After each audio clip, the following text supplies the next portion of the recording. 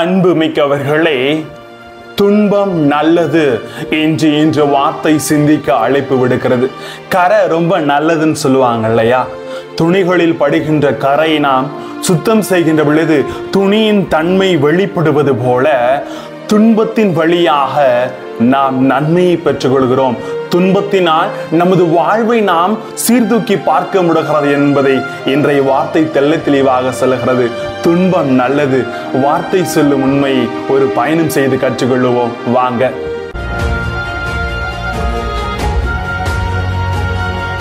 Praise the Lord. இயேசுவுக்கே புகழ், இயேசுவுக்கே நன்றி. எனக்கு அருமை மிக்கவர்களே, துன்பம் நல்லது. ஏனென்றால் துன்பம் யாரும் பெற்றுவிட முடியாது. துன்பம் தான் ஒரு மனிதன் விரும்பாத ஒரு செயல் என்று சொல்லலாம். ஆனால் நமது வாழ்க்கையிலே திருப்பாடல் 86:7 சொல்லுகிறது, என் துன்ப நாளில் நோக்கி மன்றாடுகிறேன், நீரும் எனக்கு பதிலளிக்கிறீர் என்று சொல்லப்படுகிறது. ஒவ்வொரு துன்ப வேளையிலும் அவரை நோக்கி மன்றாடுகின்ற பொழுது நாம் நற்பலன்களை பெற்றுக் கொள்கிறோம். துன்பம் நல்லது என்று வார்த்தை சொல்லுகிறது. அன்புமிக்கவர்களே, திருப்பாடல் 46:1 சொல்லுகிறார், கடவுள் நமக்கு அடைக்கலமும் ஆற்றலுமாய் உள்ளார், இடுக்கணுற்ற வேளையில் நமக்கு உற்ற துணையும் அவரே என்று. எனவே ஒரு மனிதன் ஒவ்வொரு முறையிலும் துன்பப்படுகின்ற பொழுது வாழ்வை அறிந்து கொள்கிறான். துன்பம் நல்லது. அன்புமிக்கவர்களே, துன்பத்தால் பல நன்மைகளும் பயன்களும் இருக்கின்றன. அதில் சில முக்கிய 3 உண்மைகளை இன்று உங்களோடு பகிர்ந்து கொள்ள விரும்புகிறேன். ஒன்று, வாழ்வின் யதார்த்தத்தை புரிய வைத்து நம்மை பக்குவப்படுத்துவது துன்பம்.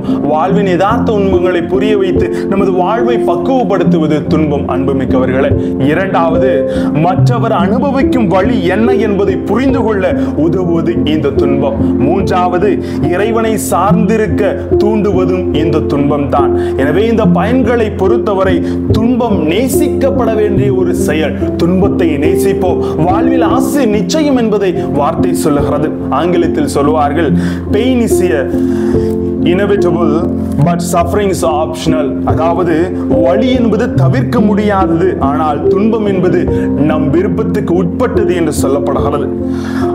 துன்பத்தை ஒரு முற்போக்காக பார்த்தால் பல பிரச்சனை அதுல அடங்கியிருக்கும். அதுல எப்படின்னா பலன் அதிகமா இருக்கும். முற்போக்கோட பார்க்கின்ற பொழுது நல்ல பலன்களை நாம் துன்பத்திலிருந்து பெற்றுக் கொள்கிறோம். ஆனால் பிற்போக்காக பார்த்தால் வலி அந்த துன்பத்தில் அதிகமாக வந்து விடுகிறது. அன்புமிக்கவர்களே, எனவே இதனால் தான் இந்த நற்செய்தியில் இயேசு சொல்லுகிறார், யோவான் 16:33, உலகில் உங்களுக்கு துன்பம் உண்டு, எனினும் துணிவோடு இருங்கள் என்று சொல்லுகிறார். எனவே கடவுள் சுமைகளை தந்தார், ஆனால் தோள்களையும் தந்தார் தாங்குவதற்கு, துன்பங்களை உணர்ந்து கொள்வதற்கு.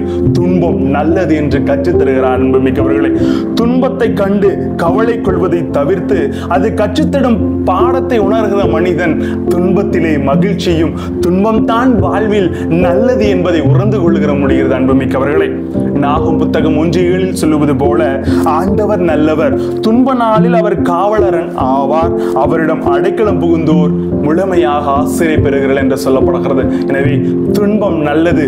துன்பப்படுவோம், இன்பம் என்றென்று நம்மோடு இருக்கிறது. துன்பம் இன்றி வாழ்வில் ஒருபோதும் மகிழ்ச்சி கிடையாது. துன்பம் நல்லதுங்க. ஆண்டவரிட கேட்போமா, அன்பு இறைவா, இந்த துன்பத்தின் வழியாக எங்கள் வாழ்வை நீர் எங்களுக்கு உணர்த்துகிறேன்.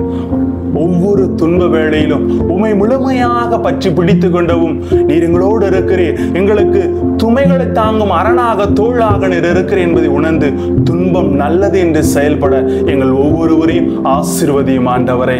Praise the Lord.